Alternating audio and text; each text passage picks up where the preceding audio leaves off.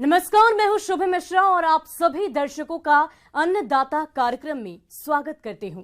हमारे देश का किसान जन का पोषक है, वह श्रम का देवता है, अन्नदाता है और उसमें ही भारत की आत्मा निवास करती है।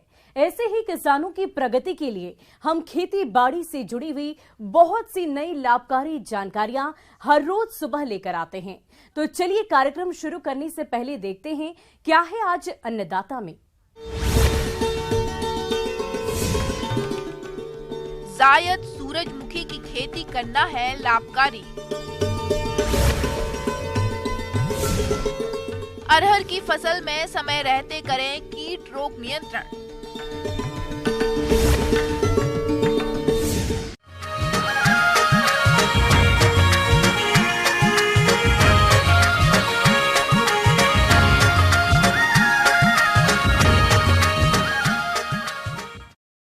सूरजमुखी की खेती वर्ष में 3 बार होती है, लेकिन जायद फसल के रूप में अधिकांश किसान भाई इसकी खेती करते हैं और अच्छा मुनाफा भी कमाते हैं। तो हमारे जो किसान इसकी खेती करना चाहते हैं, वे इसकी उन्नत किस्मों का चयन करके बुवाई किस तरह से करें, आइए इस बारे में जानकारी के लिए देखिए कार्यक्रम की ये विशेष प्रस्तुति।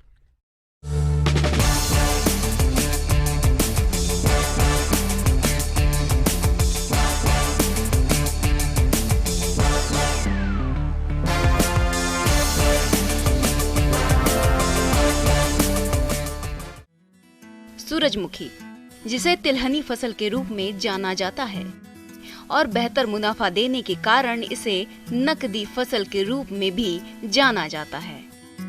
पिछले कुछ वर्षों से अपनी उत्पादन क्षमता और अधिक मूल्य के कारण इसकी खेती प्रदेश के किसानों में लोकप्रिय होती जा रही है। इसकी खेती करने से किसानों को खाद्य तेल उपलब्ध होता है, जो कि दिल के मरीजों के लिए अच्छा होता है। किसान भाइयों, इसकी खेती खरीफ, रबी और जायद तीनों ही मौसम में की जाती है, लेकिन उत्तरी भारत के लिए सबसे सही मौसम जायद का होता है, क्योंकि इस मौसम में मधुमक्खी पर्याप्त मात्रा में उपलब्ध रहती है, जो इसकी पैदावार के लिए बहुत महत्वपूर्ण होती है। इसलिए हमारे जिन किसान भाइयों के खेत आलू, सरसों या अन्य फसलों से खाली हो रहे हैं, तो वह किसान इस समय सफलतापूर्वक सूरजमुखी की खेती करके अच्छा लाभ कमा सकते हैं। लेकिन ध्यान रहे कि इसकी बुआई के समय धूप अच्छी खिली हो।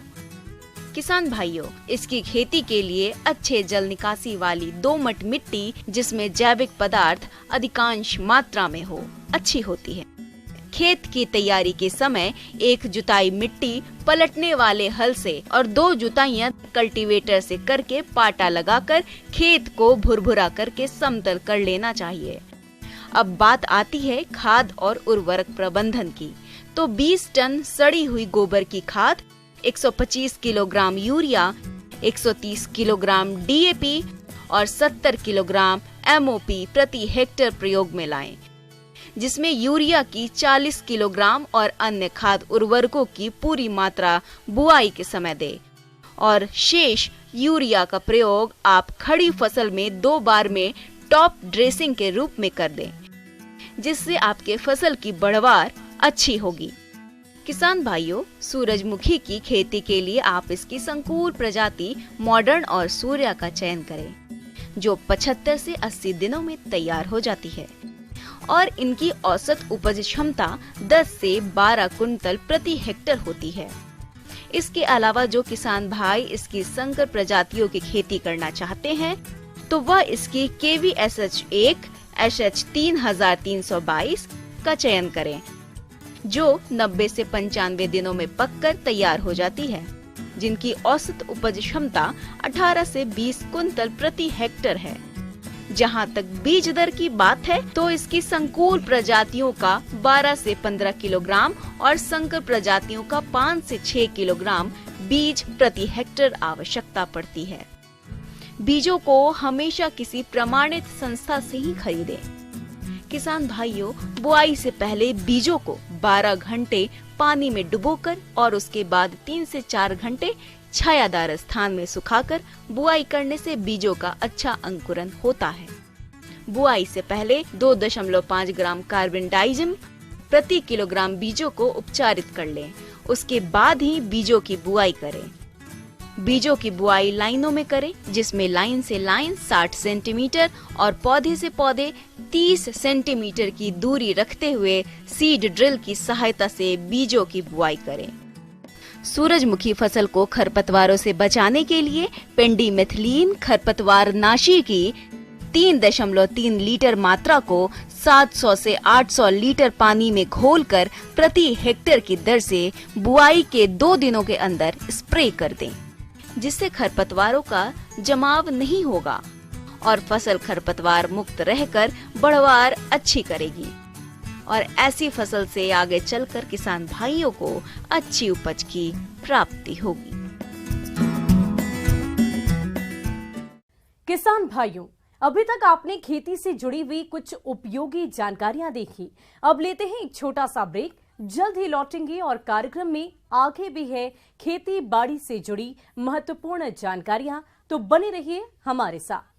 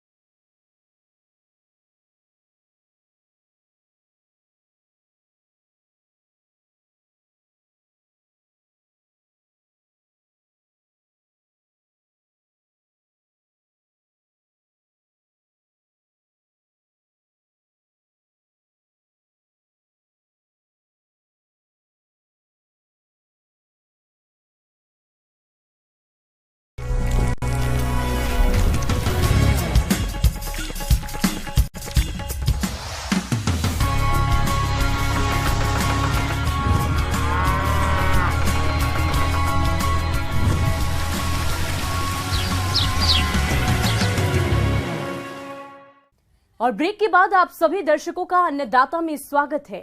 चलिए अब रुक करते हैं अगली कड़ी की ओर।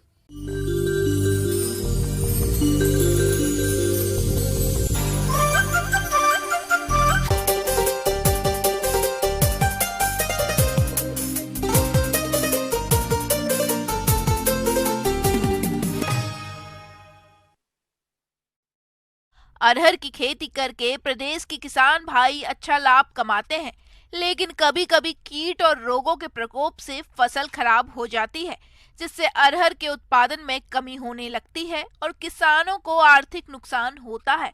तो आपके सामने इस तरह की समस्या नहीं आए, इसके लिए आप कीट और रोग नियंत्रण कैसे करें, इस बारे में जानकारी दे रहे हैं कृषि विशेषज्ञ डॉक्टर ब्रजकिशोर प्रजापति।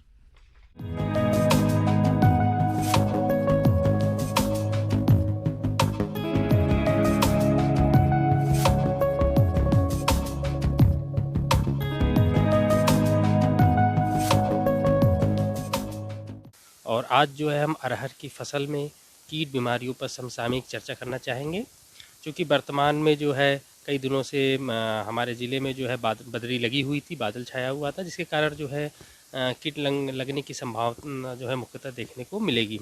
और अब मुख्य रूप से हम अगर बीमारी की बात करें तो बीमारियों में मुख्य रूप से जो है दलहनी फसलों में और अरहर में भी जो है उकटा सबसे प्रमुख भूमि जनित या फ्यूजेरियम विल्ट के कारण होने वाला यह बीमारी है। यह खेत में जब नमी बहुत ज़्यादा होती है या हम बीजों का उपचारित करके नहीं लगाते हैं, उसके कारण जो है उकटा बीमारी देखने को मिलती है।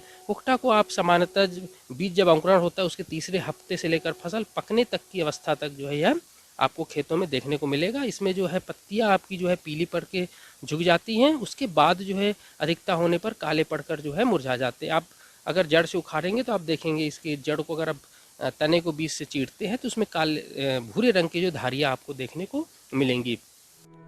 और सितंबर से जनवरी महीने के बीच में यह रोग देखा जा सकता है, जिसकी वजह से पौधे बड़ी तेजी से सूखने लगते हैं और देखते ही देखते यह रोग पूरे खेत में फैल जाता है। यदि आपकी फसल में इस रोग का प्रकोप हो रहा है तो इसके नियंत्रण के लिए सबसे पहले आप रोग ग्रसित पौधों को उखाड़कर नष्ट करें। इस बीमारी से बचने के लिए रोग रोधी जातियां जैसे JKM 189, C11, JKM 7, BSMR 853, आशा आदि का चयन करें। इसके लिए भी किसान मित्रों जो है आप निश्चित रूप से बीज को उपचारित करके आप खेत में बुआई करें। अगर रासायनिक फंजीसाइड के द्वारा उपचार करना चाहते हैं, चाहे कार्बेंडाजिम मैंकोजेब की जो है 2 ग्राम मात्रा जो है प्रति केजी बीज को उपचारित करने के लिए उपयोग में ला सकते हैं। ग्रीष्मकालीन गहरी जुताई करें। तो उसके अलावा जो है आप निश्चित रूप से फसल चक्र को आप अपनाएं। उस लगातार एक ही फसल को जो है आप लगातार एक खेत में न उगाएं। तो अरहर की फसल में मुख्य रूप से जो कीट लगते हैं उसमें फल मक्खी है। फली मक्खी जो है यह कीट जो होता है बहुत ही छोटा होता है और इसकी जो आँखें होती है वह त्रिभुजाकार होती है और हरे रंग की होती हैं और इसके पंख जो होते हैं सफ़ेद रंग के होते हैं और यह जो है अपने अंडे जो है फली के अंदर देते हैं छिद्र बनाकर और इसके अंदर अंडे गिडार निकलना और जो प्यूपा बनना और जो वयस्क बनने की जो अवस्था होती है वो फली के अंदर ही होती है। जो गिडार निकलते हैं, सूढ़ियाँ निकलती हैं, वह फली को शुरुआती दौर में जो दाने होते हैं उसको खुरच कर खाते हैं। उसके बाद जो होता है यह टनल नुमा जो है टेढ़ी मेढ़ी जो है नाली या रूपा संरचना बनाकर जो है वह फली के अंदर जो है दाने को खाते रहते हैं, जिसके कारण जो है दाने की जो गुणवत्ता है वह निश्चित रूप से खत्म हो जाती है। अगर इसका समय पर नियंत्रण ना किया जाए तो निश्चित रूप से इससे जो है आपका 60 से 70% तक जो है उत्पादकता जो है घट जाती है अरहर की फसल में। अब हम इन कीटों का नियंत्रण किस प्रकार करें इस पर हम चर्चा करना चाहेंगे। तो सर्वप्रथम तो किसान मित्रों नीम तेल जो है उसकी 2% मात्रा और जो हमारे एजाडिक्टिन है यह भी नीम का ही पदार्थ है, उसकी भी 2% मात्रा जो है आपको लेकर प्रति एकड़ छिड़काव करनी होती है। लगभग आपको 400 ml मात्रा जो है 200 लीटर पानी में घोलकर प्रति एकड़ छिड़काव करें। प्रोपेनोफॉस 50 EC की मात्रा जो है उसे जो है 400 ml मात्रा को जो है 200 लीटर पानी में घोलकर आप छिड़काव कर सकते हैं। इसके अलावा अरहर की फसल में जैसिड और सफेद मक्खी नामक रस चूसक कीटों का भी प्रकोप होता है। यह कीट फसल की पत्तियों और कोमल टहनियों और फूलों से रस चूसकर नुकसान तो पहुंचाते हैं ही, साथ ही साथ यह कीट विषाणु जनित रोगों को भी फैलाने का काम करते हैं। इसलिए आप इनके नियंत्रण के लिए इमिडाक्लोप्रिड दवा की 1 मिलीलीटर मात्रा को 3 लीटर पानी के हिसाब से घोल बनाकर छिड़काव करें।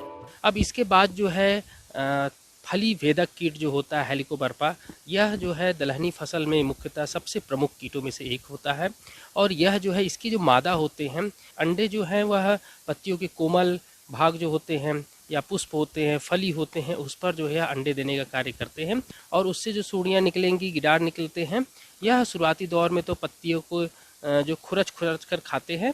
उसके बाद जो है जैसे ही वयस्क अवस्था में थोड़ा सा सूढ़ियाँ जो पुरानी होते हैं वह जो है पुष्प को जो है खुरच कर खाना शुरू करते हैं, जिससे पुष्प जो होता है वह झड़ जाता है और उसके बाद जो है फली बनने की अवस्था में जो होते हैं या फली में जो है छिद्रनुमा संरचना बनाकर जो है इल्लियाँ जो है दाने को अंदर खुरच कर खाते हैं। तो आप देखेंगे मुख्यतः जो है जो इल्लियों का आधा शरीर जो होता है, पीछे का भाग जो होता है वह फली के बाहर की ओर लटका हुआ होता है और उसका मुख्य भाग जो होता है वो फली के अंदर होता है। तो यह मुख्य रूप से सबसे प्रमुख कीटों में से एक है।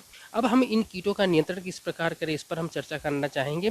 तो सर्वप्रथम तो किसान मित्रों आप लोग जो है ग्रीष्मकालीन गहरी जुताई निश्चित रूप से करें, जिससे जो कीट के जो अंडे होते हैं या प्यूपा होता है वह गर्मी के दिनों में वह नष्ट हो जाता है। और इसके अलावा जो है NPV की 250 इक्विवेलेंट लार्वा जो है उसकी जो 1 ml मात्रा 1 लीटर पानी में उसमें 1% टीनोपोल और उसे 0.5% गुड़ और 0.1% का साबुन का घोल मिलाकर जो है शाम के समय आप इसका छिड़काव करें। अगर रासायनिक विधि के द्वारा जो है कीटनाशकों का आप छिड़काव करना चाहते हैं तो रासायनिक कीटनाशकों में मुख्य रूप से जैसे इंडॉक्स कार्ब की 350 ml मात्रा जो है वो 500 लीटर पानी में घोलकर प्रति 2.5 एकड़ पर आप छिड़काव कर सकते हैं। तो किसान मित्रों मेरे द्वारा बताई गई निम्न जानकारियों को आप अपनाकर निश्चित रूप से अरहर की फसल में जो है आप अधिक से अधिक उत्पादकता प्राप्त कर सकते हैं। आगे और भी है खेती बाड़ी से जुड़ी हुई बहुत सी रोचक जानकारियां, पर यहां पर रुकेंगे एक और छोटे से ब्रेक के लिए और जल्द हाजिर होंगे।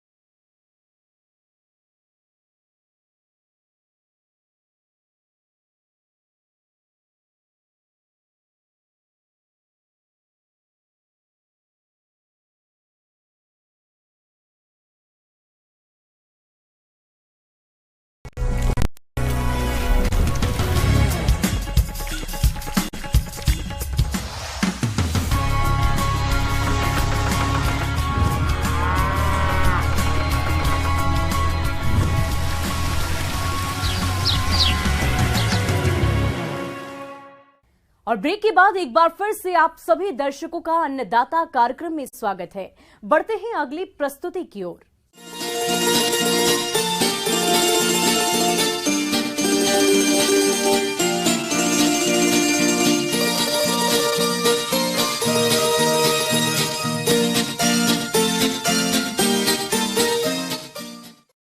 प्रदेश के जो किसान भाई मछली पालन करते हैं, उनकी मछलियां सही प्रबंधन के अभाव में कई रोगों की चपेट में आ जाती है और मरने लगती है।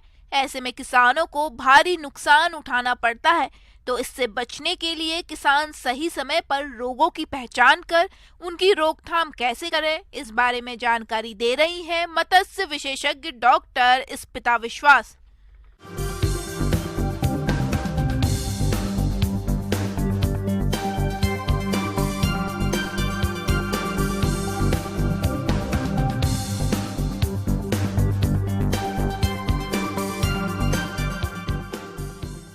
नमस्कार किसान बंधुओं, जैसे कि आपको पता है मछली एक जलीय जीव है और साथ ही साथ उसका जो वातावरण के साथ उसका अनुकूल होना बहुत ही उचित है।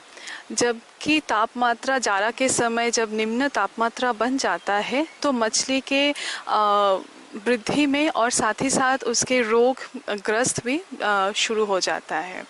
अब आप ये पूछेंगे कि जब आप मछली पालन करते हैं तो उस समय अगर आप मछली डालते हैं इसी समय तो आपका जो विकास है मछलियों में वो बहुत ही कम मिलेगा आपको। वो इसी कारण क्योंकि आपका जो जलीय या पर्यावरण है उसका अब परिस्थिति बदलते रहते हैं और साथ ही साथ जो तापमात्रा भी नीचे आ जाता है, इसके कारण मछली नीचे तली ज़मीन में आ जाता है क्योंकि ऊपरी सतह के पानी बहुत ही ज़्यादा ठंडा होता है। मछलियां भी अन्य प्राणियों के समान प्रतिकूल वातावरण में रोगग्रस्त हो जाती हैं। रोग फैलते ही संचित मछलियों के स्वभाव में प्रत्यक्ष अंतर आ जाता है। जैसे बीमार मछली समूह में न रहकर किनारे पर अलग थलग दिखाई देती है, वे शिथिल हो जाती है, बेचैनी में अनियंत्रित तैरती है, कई बार मुंह खोलकर बार बार वायु अंदर लेने का प्रयास करती है।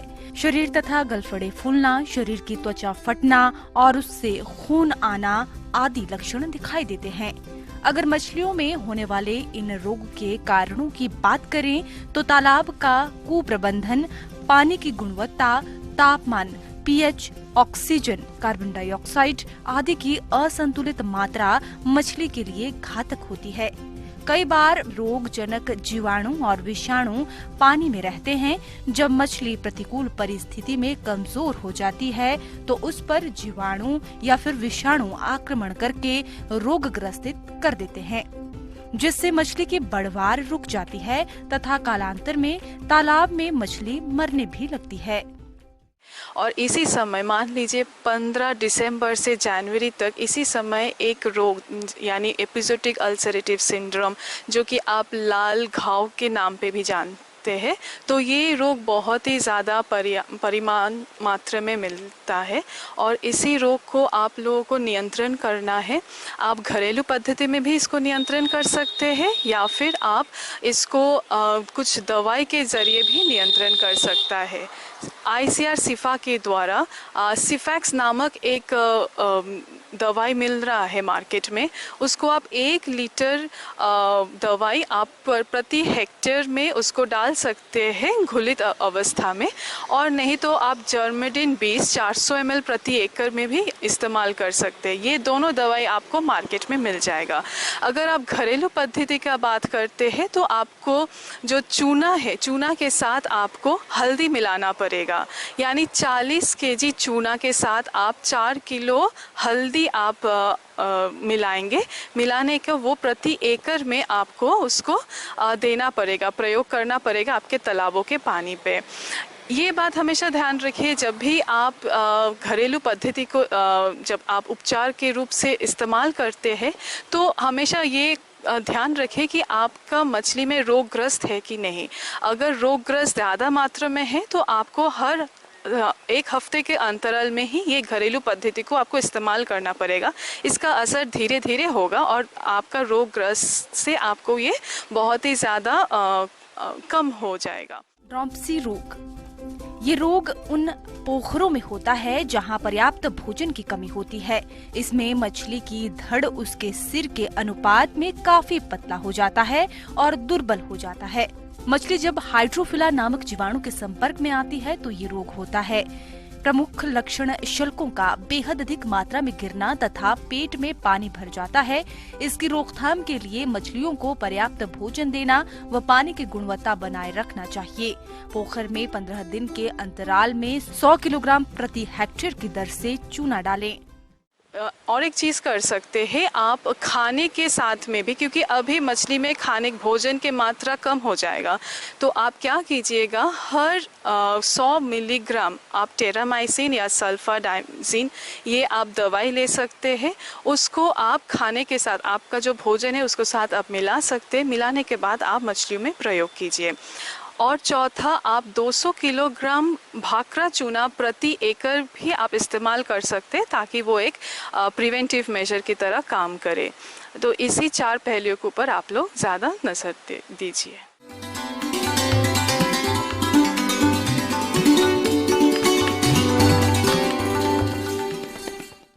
अन्नदाता हेल्पलाइन निशुल्क फोन संपर्क सेवा के माध्यम से आपके द्वारा पूछे गए प्रश्नों में से 1 या 2 महत्वपूर्ण प्रश्न को हम अपने कार्यक्रम में शामिल करते हैं और इसी के तहत आज किसान का सवाल और उसका जवाब कुछ इस प्रकार है।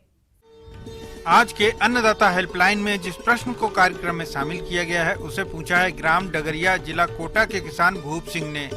आप सर्दियों में दुधारू पशुओं की देखरेख और उसके प्रबंधनों पर जानकारी चाहते हैं, तो भूप सिंह जी आपकी जानकारी के लिए प्रस्तुत है कार्यक्रम का यह अंश।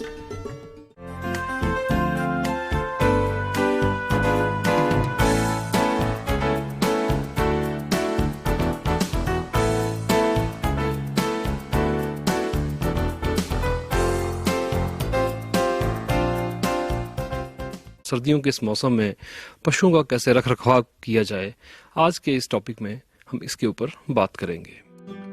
किसान भाइयों, इस मौसम में दुधारू पशुओं और उनके बछड़े बछड़ियों के लिए आवास और आहार का प्रबंधन करना अति आवश्यक होता है। तभी आप अपने पशु से अधिक दुग्ध उत्पादन ले सकते हैं। तो सबसे पहले बात करते हैं आवास प्रबंधन की। जैसे कि अब मैंने आपको अपने पिछले लेक्चर्स में भी कई बार आपसे बात की है कि पशुशाला का निर्माण जब भी आप करवाएं, इसकी डायरेक्शन हमेशा ईस्ट टू वेस्ट यानी कि पूर्व से पश्चिम दिशा की तरफ होनी चाहिए। इसका मुख्य कारण ये है कि सर्दियों के मौसम में आप पाएंगे कि अगर पूर्व से पश्चिम की दिशा में हमारी पशुशाला बनी है तो धूप जो है हमारी पशुशाला के अंदर आराम से आ जाती है और जिसकी वजह से पशुशाला के अंदर डैम्पनेस जो है कभी भी नहीं आएगी। पशुशाला में एक चीज़ का हमें और चीज़ का ध्यान देने की बात है कि हमारे उत्तर भारत में ज़्यादातर पशुशालाएं जो हैं वो खुली किस्म की बनाई जाती हैं जिससे प्रॉपर वेंटिलेशन रहती है। लेकिन सर्दियों के मौसम में ये हमारे लिए थोड़ी सी विपरीत बात हो जाती है। इसके कारण हमें उस चीज़ का ध्यान देना है कि पशुशाला को हमने सर्दियों के मौसम में गन्नी बैग्स या फिर बोरियों वगैरह से जो है हमें इसको कवर करना है ताकि ठंडी हवाएं जो हैं पशुशाला के अंदर ना आ पाएं और पशु जो हैं एक टेम्परेचर जो है मेंटेन रहे और पशु आराम से उसके अंदर रह सकें।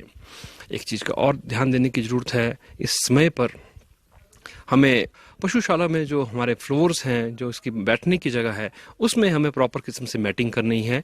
रबड़ मैट्स आजकल मार्केट में अवेलेबल हैं, आप उनको खरीद सकते हैं। अगर जो हमारे किसान भाई इन मैट्स को नहीं ले पाते हैं वो कम से कम सूखा घास तो है वो हमारी पशुशाला के फर्शों के ऊपर बिछा दें ताकि पशु जो हैं आराम से बैठ सकें और हीट लॉस जो है ज़्यादा ना हो। अगली चीज़ पर बात करूंगा वो है पशुओं का खाने पीने की व्यवस्था।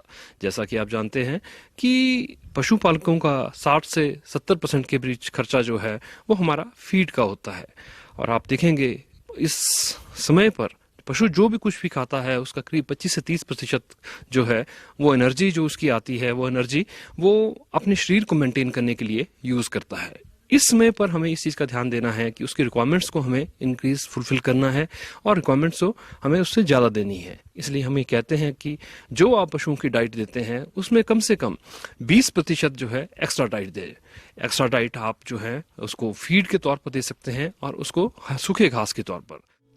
सर्दियों में पशुओं को संतुलित आहार देने से जहां पशुओं का स्वास्थ्य अच्छा रहता है, वहीं बीमारियों से भी दूर रहते हैं और दुग्ध उत्पादन में भी वृद्धि होती है। हरे चारे के साथ संतुलित आहार नियमित रूप से कम एक दिन में 3 बार दिया जाना चाहिए। किसान भाइयों 2.5 लीटर दूध देने वाली भैंस को 1 किलो आहार देते हैं। 3 लीटर दूध देने वाली गाय को भी 1 किलो आहार देते हैं। साथ ही जीवन निर्वाह हेतु गाय को 1.5 किलो और भैंस को 2 किलो दाना मिश्रण अतिरिक्त प्रतिदिन देना चाहिए। इससे पशुओं को सर्दी में बचाव में बहुत मदद मिलती है। किसान भाइयों, अगर आप घर पर संतुलित आहार बनाना चाहते हैं तो 100 किलो दाना मिश्रण तैयार करने के लिए जौ, गेहूं, मक्का, बाजरा का दलिया 30 किलो, सरसों, बिनौला या मूंगफली की खली 40 किलो, चोकर और दाल चूरी 27 किलो, खनिज लवण 2 किलो, नमक 1 किलो को अच्छी तरह मिलाकर सील पैक बोरों में पैक करके ऐसे स्थान पर रख दें जहां पर नमी न हो। पशु को दाना मिश्रण खिलाते समय ये ध्यान रखें कि दाना फफूंदी रहित होना चाहिए। सर्दियों में कम पानी पिलाने से भी पशु के स्वास्थ्य और दुग्ध उत्पादन क्षमता पर प्रभाव पड़ता है। पशु विशेषज्ञों के अनुसार 24 घंटे में कम से कम 3 बार ताज़ा और स्वच्छ पानी पशु को अवश्य पिलाना चाहिए। तो आशा करता हूँ आप इस तरीके से अपने पशुओं को पालेंगे और सर्दियों के समय में भी उच्च दुग्ध उत्पादन कर पाएंगे।